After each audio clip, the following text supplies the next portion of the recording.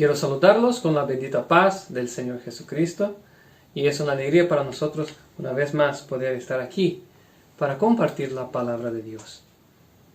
El tema que vamos a tratar hoy es un paralelo del pueblo de Israel con nuestra época.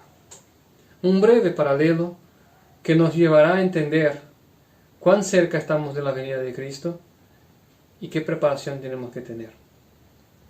Pero antes de esto, vamos a orar a Dios y pedir de Él la bendición y la luz para que alumbre nuestras mentes. Oremos. Señor Dios y Padre nuestro, queremos alabarte, oh Dios, porque nos has salvado por medio de Cristo. Señor, me pongo delante de ti ahora, pido perdón por mis pecados, quiero estar limpio delante de ti. En el nombre de Jesús, oh Padre, perdóname. Y habla, Señor, por mi intermedio. No sea yo a hablar, pero sí tu Espíritu Santo a comunicarse con tu pueblo. Enséñanos hoy, oh Dios, y abre nuestros corazones. Da tu Espíritu a cada uno que me oye hoy, que me ve por el video, que puedan ser alcanzados por ti. Y que tu mano poderosa esté sobre cada uno, en el nombre de Cristo Jesús. Amén. Amén, hermanos. Bueno, el primer texto que vamos a leer justamente habla del pueblo israelí. Vamos a abrir en Josué capítulo 5, versículo 2. Josué capítulo 5, versículo 2 dice así. En aquel tiempo, Jehová dijo a Josué, hazte cuchillos afilados y vuelve a circuncidar la segunda vez a los hijos de Israel. Y Josué se hizo cuchillos afilados y circuncidó a los hijos de Israel en el collado de Aralot. Esta es la causa por la cual Josué circuncidó todo el pueblo que había salido del Egipto. Todos los varones de guerra habían muerto en el desierto por el camino después que salieron de Egipto. Pues todos del pueblo que habían salido estaban circuncidados. Mas todo el pueblo que había nacido en el desierto por el camino, después que hubieron salido de Egipto, no estaban circuncidados. Porque los hijos de Israel anduvieron por el desierto 40 años, hasta que todos los hombres de guerra que habían salido de Egipto fueron consumidos, por cuanto no obedecieron la voz de Jehová. Por lo cual Jehová les juró que no les dejaría ver la tierra a la cual Jehová había jurado a sus padres, que no las daría, tierra que fluye leche y miel. A los hijos de ellos que él había hecho suceder en su lugar, Josué los circuncidó, pues eran incircuncisos, porque no habían sido circuncidados por el camino. Cuando acabaron de circuncidar toda la gente, quedaron en el mismo lugar en el campamento hasta que se sanaron. Y Jehová dijo a Josué, hoy he quitado de vosotros el oprobio de Egipto, por lo cual el nombre de aquel lugar fue llamado Gilgal. Pues bien, aquí una historia, obviamente tiene un contexto, y el contexto es lo siguiente. El pueblo de Israel salieron de Egipto y fueron por el desierto caminando hasta Canaán. Pero cuando llegó delante de la ciudad la cual tenían que tomar, se enviaron espías a espiar la ciudad. Y se fueron los espías y llegaron y espiaron la tierra y dijeron, muy buena la tierra. Sin embargo, la gente que hay ahí es gigante, no podemos vencerles. Salvo Josué y Caleb, que tuvieron fe.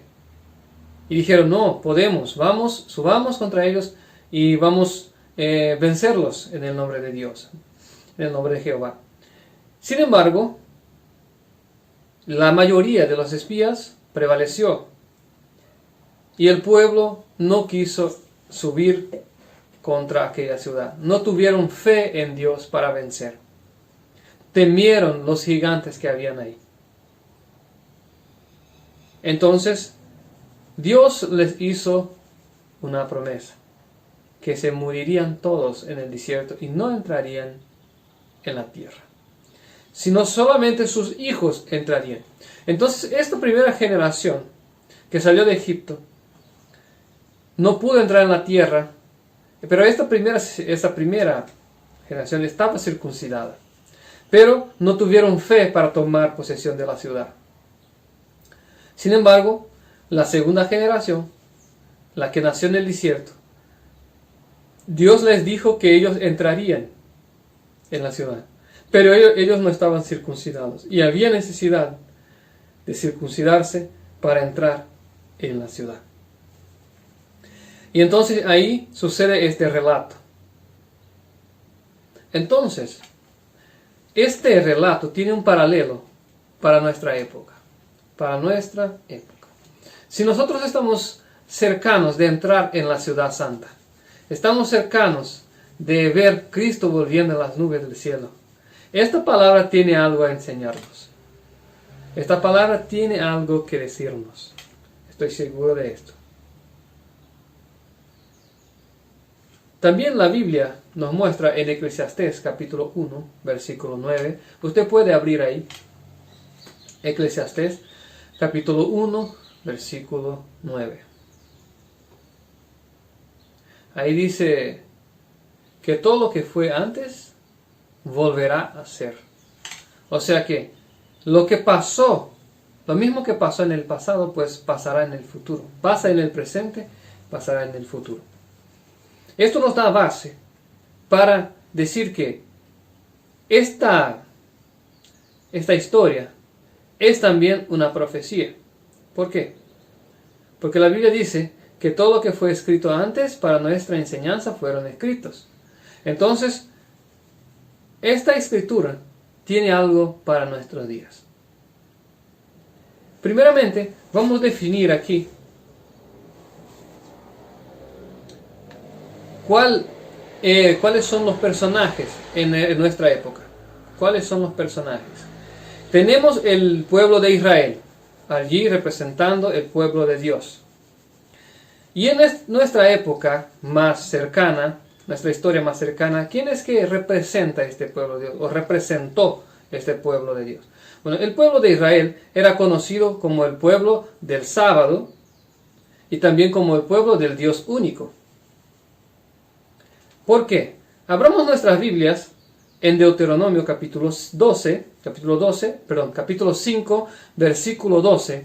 Deuteronomio capítulo 5, versículo 12. Ahí dice lo siguiente: guardarás el día de reposo para santificarlo, como Jehová tu Dios te ha mandado. Entonces Dios había dado a ellos el día de reposo. Obviamente no solo a ellos. El día de reposo fue instituido en la creación. Pero Dios, cuando toma un pueblo para sí, primera cosa que él hace, pone sus leyes. ¿Cuáles son las leyes de Dios? Los 10 mandamientos.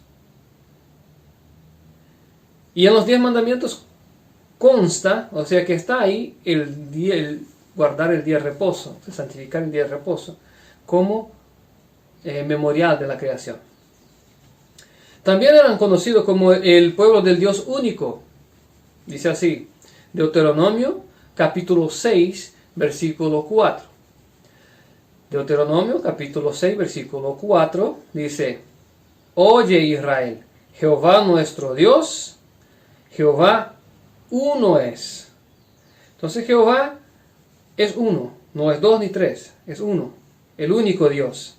Cristo declara esta misma palabra en Juan capítulo 17, versículo 3, cuando dice: la vida eterna es esta, que te conozcan a ti solo como único Dios verdadero y a Jesucristo a quien enviaste. Entonces, la doctrina permanece la misma. Dios es uno, no son 3, uno no más. Jesucristo es el Hijo de Dios, Señor y Salvador nuestro. El único Señor. Pues bien, entonces el pueblo de Israel era considerado, o era más conocido por estas dos características, que incluso son 2 mandamientos. Porque el primer mandamiento dice, no tendrás otros dioses delante de mí, refiriéndose a Dios como una única persona. Luego, habla del sábado, todos conocemos. En la era moderna surgió un pueblo que Dios también lo tomó para sí. Y este pueblo tenía sobre sí las mismas características del pueblo de Israel. Estamos hablando de un pueblo que guardaba los mandamientos de Dios, que era conocido por guardar el sábado y adorar un único Dios. Estamos hablando de un pueblo que quedó conocido por su obediencia a los mandamientos de Dios. Este pueblo surgió cerca de 1844, más o menos, y a lo largo de los años subsecuentes fueron consolidándose como sabatistas y obedientes al sábado, además de tener un profeta o una profeta. Además de ser conocido por las profecías y por Dios hablar directamente al pueblo. Así hacía también Israel en el pasado. Dios hablaba directamente a través de Moisés. Y así sucedía con el pueblo adventista del séptimo día. Este pueblo surgió como un pueblo puro. Las escrituras lo declaran. Pero a lo largo de los años, ellos, a semejanza de los padres de Israel que salieron de Egipto, no tuvieron fe para consolidar la alianza que Dios quería hacer con ellos. ¿Dónde les faltó fe? Bueno, precisamente en el mismo lugar donde los padres de Israel, los que salieron de Egipto, les faltó fe. En el mismo lugar. ¿Cómo así? Bueno, el pueblo de Israel caminó por el desierto cuando llegó ante sus gigantes, ante incluso la ciudad santa. Poco tiempo faltaba para tomar la ciudad y tomar posesión de la herencia que Dios había prometido. Miraron a los gigantes, en vez de mirar a su Dios, que es más gigante todavía. Miraron al gigante, a los gigantes de la tierra. Tuvieron miedo y no tuvieron fe para tomar posesión de la ciudad. Y esto les costó la salvación. Los adventistas del séptimo día pasaron lo mismo. En 1888,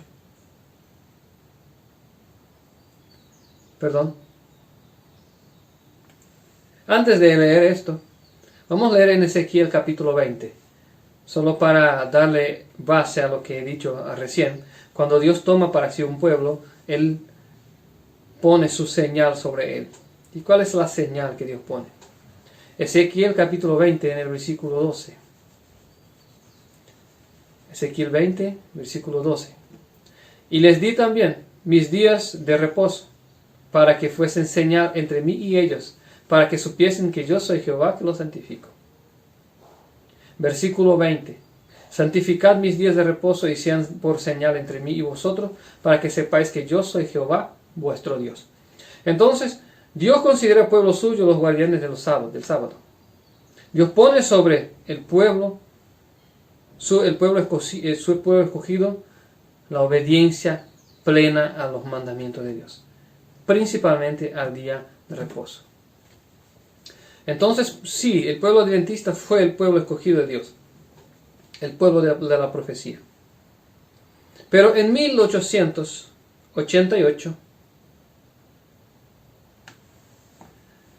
pasó lo mismo que pasó con los padres de Israel. O sea que con los que salieron de Egipto.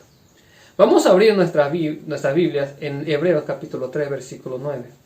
El libro de Hebreos capítulo 3, versículo 9. Está en el Nuevo Testamento. Hebreos capítulo 3, versículo 9. Dice: ¿Dónde me tentaron vuestros padres? Me probaron y vieron mis obras 40 años. Versículo 19. Vemos que no pudieron entrar a causa de la incredulidad. Entonces, aquí habla que los que no pudieron entrar fue porque no tuvieron fe, por la incredulidad. Y lo mismo pasó con el adventismo. En 1889, cuando dos miembros de la iglesia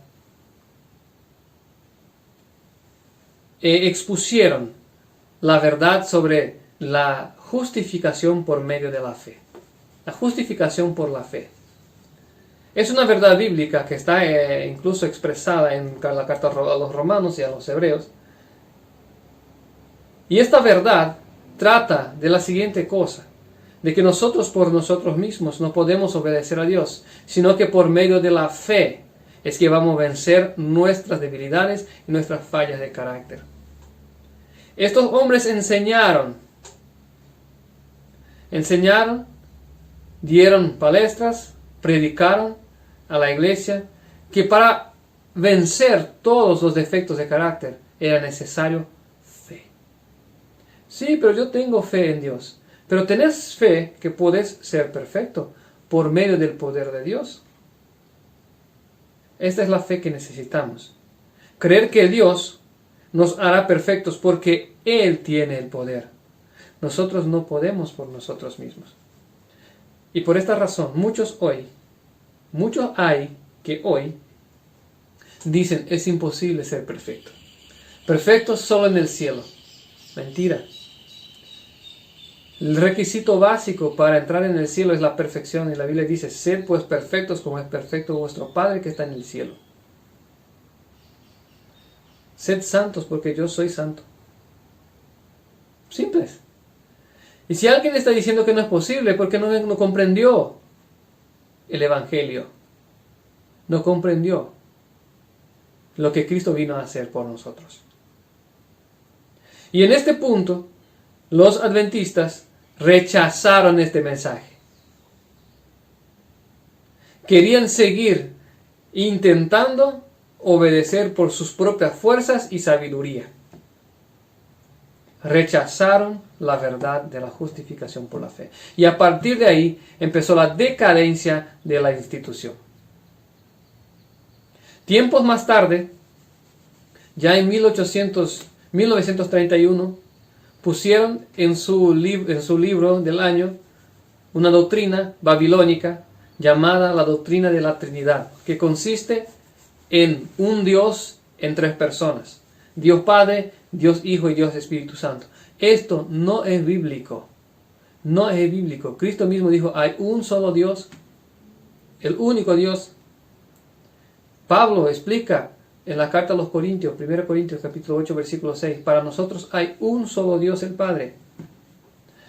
Entonces, ya un poco más adelante adoptaron esta doctrina y oficialmente ratificaron esta doctrina en el año de 1980 en Dallas, Estados Unidos. Como doctrina, ratificaron como doctrina oficial de la iglesia. Y esto fue como que la cruz sobre la sepultura. O sea que ahí fue muerta la institución que antes era considerada el pueblo de Dios. A semejanza de los padres de Israel, o sea que del pueblo israelita, que salieron del Egipto, no tuvieron fe, después caminaron por más un periodo de tiempo hasta que se murieron todos y no entraron. Lo mismo pasó con esa institución.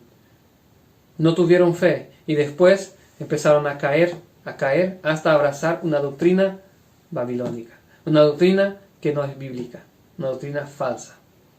Y esto es considerado la muerte espiritual de esta institución.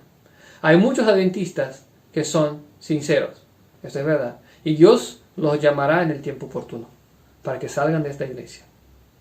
Pero no todo, hermanos, es tristeza y pérdida. ¿Por qué? Porque la generación siguiente del pueblo de Israel logró entrar. Logró gracia ante los ojos de Dios.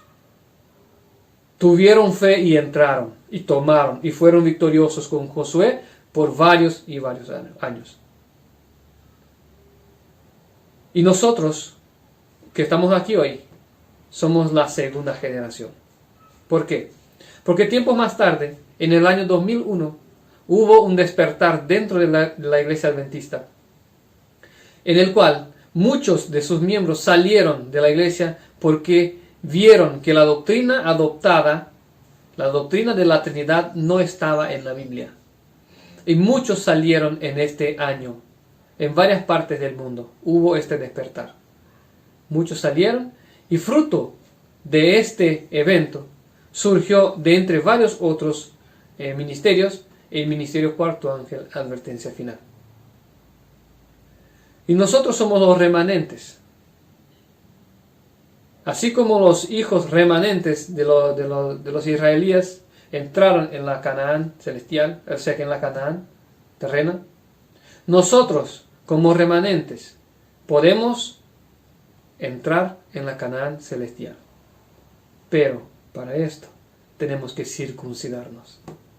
¿Y qué es la circuncisión? ¿Qué significa la circuncisión? La circuncisión es un preparo para entrar a la vida.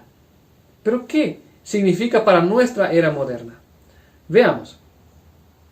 Vamos a abrir nuestras Biblias en Romanos, capítulo 2, versículo 25. Romanos capítulo 2, versículo 25, dice así: pues en verdad la circuncisión aprovecha si guardas la ley. Pero si eres transgresor de la ley, tu circuncisión viene a ser incircuncisión. ¿Qué es circuncisión primeramente? El acto de la circuncisión literal era cortar un pedazo de la carne, del prepucio del hombre. Cortaba un pedazo de la carne. Y todo hombre que cortaba un pedazo de la carne, al mirar que era circuncidado, debería entender que Dios estaba haciendo una obra en su corazón. Debería creer que Dios lo estaba cambiando su carácter para que fuese más semejante a Dios y según la voluntad de Dios. Sin embargo, si él se circuncidaba y no sentía, no tenía fe en este cambio que Dios haría en su corazón, era incircuncisión, porque para nada sirve. Entonces, la circuncisión representaba un cambio, el cortar de la carne. Ya voy a explicar. Representaba que tenía que haber un cambio en el corazón, pero ya explico por qué. Dice, versículo 26, si pues el incircunciso guardase las ordenanzas de la ley, ¿no será tenida su incircuncisión como circuncisión? Y aquí él empieza a decir, bueno, si el incircunciso guarda la ley, él es circunciso. Y dice lo contrario también, dice en el versículo 27. Y el que físicamente es incircunciso, pero guarda perfectamente la ley, te condenará a ti, que con la letra de la ley y con la circuncisión, eres transgresor de la ley. O sea que la persona que era circuncidado, tenía la letra de la ley, pero no guardaba, era incircunciso. Entonces, la cuestión aquí es la siguiente: obediencia, cambio de vida. Y en el versículo 28 dice, pues no es judío el que lo es exteriormente, ni la circuncisión la que se hace exteriormente en la carne. Si no es judío el que lo es en el interior, la circuncisión es la del corazón, del espíritu, no en la letra, la alabanza del cual no viene de los hombres, sino viene de Dios. Entonces la verdadera circuncisión es cuando hay un cambio aquí, en el corazón y en nuestra mente. Hay un cambio de vida. Y este cambio, ¿por dónde viene? ¿Cómo viene? Os adelanto que viene por medio de la fe. Y aquí es en este punto donde no podemos retroceder ni equivocarnos.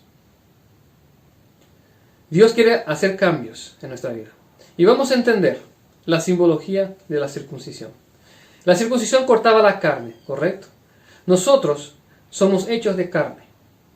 Pero nuestra carne tiene inclinaciones al pecado. inclinaciones al pecado y a hacer lo que a Dios no le agrada. Y somos esclavos de estas voluntades hasta que alguien los corte. Corte el poder de la carne. El poder de la inclinación carnal. ¿Quién es que corta? Bueno, la Biblia dice en Josué que Josué hizo cuchillos afilados para cortar, para hacer la circuncisión. Esos cuchillos afilados eran hechos de piedra. Eran hechos de piedra. Y si traemos a nuestros días la piedra, la roca que quita nuestros pecados, ¿quién es? Jesucristo. Entonces, si nosotros tenemos que ser limpios de nuestras fallas de carácter, de nuestra inclinación carnal, de la esclavitud del pecado, la roca lo quita. Cristo. Cristo quita. Y cuando Cristo quita nuestra inclinación al pecado, inclinación carnal, estamos limpios y preparados para entrar a la ciudad. Pero Cristo solo va a limpiar a aquel que tiene fe, que está seguro de que Cristo hará la buena obra en su vida. El que duda no tiene fe. ¿Será que voy a conseguir? Pero tengo muchos pecados. Bueno, nadie es tan pecador que no pueda ser perdonado y cambiado por Dios.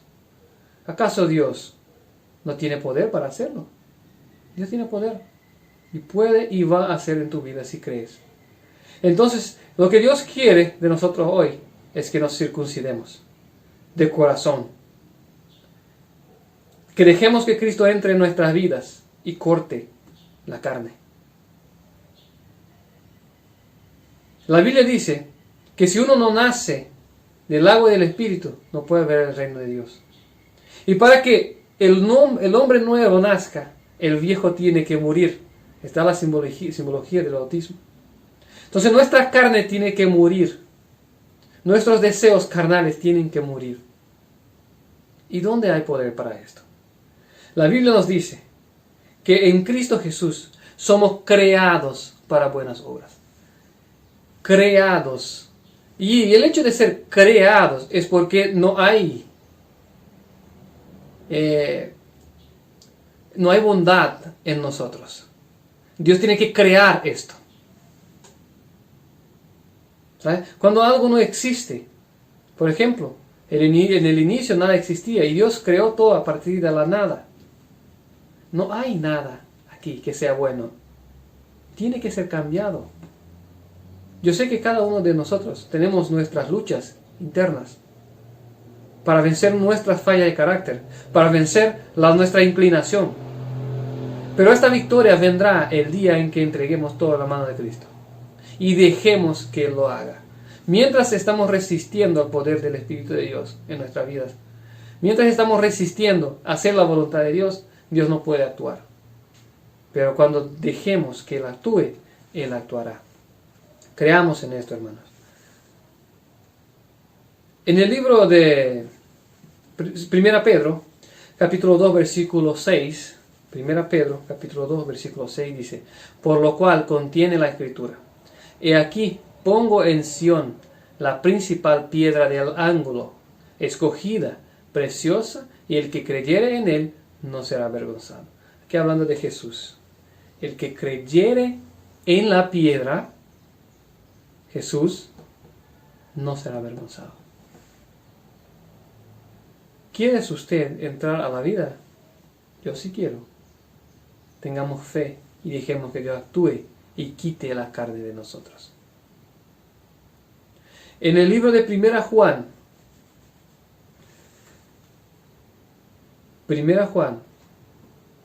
capítulo 1, versículo 7. 1 Juan, capítulo 1, versículo 7. Pero si andamos en la luz, como Él está en la luz, tenemos comunión unos con otros, y la sangre de Jesucristo, su Hijo, nos limpia de todo pecado. La sangre de Cristo nos limpia de todo pecado. No es de uno y otro, todo pecado. todo. Creamos en esto, hermanos. Creamos en esto. Dios nos hará obedientes para entrar en la vida. Circuncidémonos hoy de corazón. Dejemos que Cristo cambie nuestras vidas y dejemos nuestros pecados. Aquello que nos acusa en nuestra mente. Dejemos y volvamos a la fe genuina en que Cristo nos limpiará de todo pecado. ¿Quién quiere hoy tener fe para estar preparado para entrar en la vida? Yo sí. Espero que usted también. Y no te olvides, hermano. Entrega tu corazón a Dios. Ten fe y Él hará toda la obra. No tengas miedo de tus gigantes, de los monstruos que nosotros mismos creamos en nuestras mentes. Para Dios todo es fácil. Para Dios nada es imposible. Vamos a orar, hermanos. Señor Dios y Padre, alabamos por esta palabra. Ahora, Dios, pon en nosotros la fe que necesitamos. Pon en nosotros la fe y confianza que necesitamos para no retroceder en este preciso momento, donde las puertas del cielo están por abrirse. Señor, prepara a cada uno de nosotros y danos la fe y la perseverancia que necesitamos para vencer las adversidades, los pecados que de tan cerca nos rodean. Oh Dios, gracias te damos. Danos un bendecido sábado en el nombre de Cristo Jesús. Amén, Señor. Amén. Usted que me ve hoy, esta palabra habló contigo y quieres hacer parte del pueblo de Dios. No dudes, entre en contacto con nosotros. Y si usted desea una visita, recibir una visita de un obrero, hable con nosotros. Estaremos tratando de ver la forma para que recibas la visita. ¿Necesitas oración por la salud, por tu vida? Entra en contacto. El número estará en la descripción. El número, el sitio web y también el email. Si usted, por ventura, quiere hacer tu evangelismo local, ahí en tu casa, tu barrio, tu ciudad, usted puede entrar en contacto con nosotros. Tenemos folletos gratuitos, folletos virtuales, entonces no importa qué parte del mundo estés. Folletos virtuales y usted podrá hacer tu evangelismo y ayudarnos en esta obra de difundir la fe en Cristo Jesús para victoria sobre el pecado. Cristo pronto vendrá. Seamos colaboradores de Él, primeramente, entregando nuestras vidas por completo, y segundo, trabajando por los demás. Que Dios pueda bendecir tu vida y toda tu familia, en el nombre de Cristo Jesús. Amén.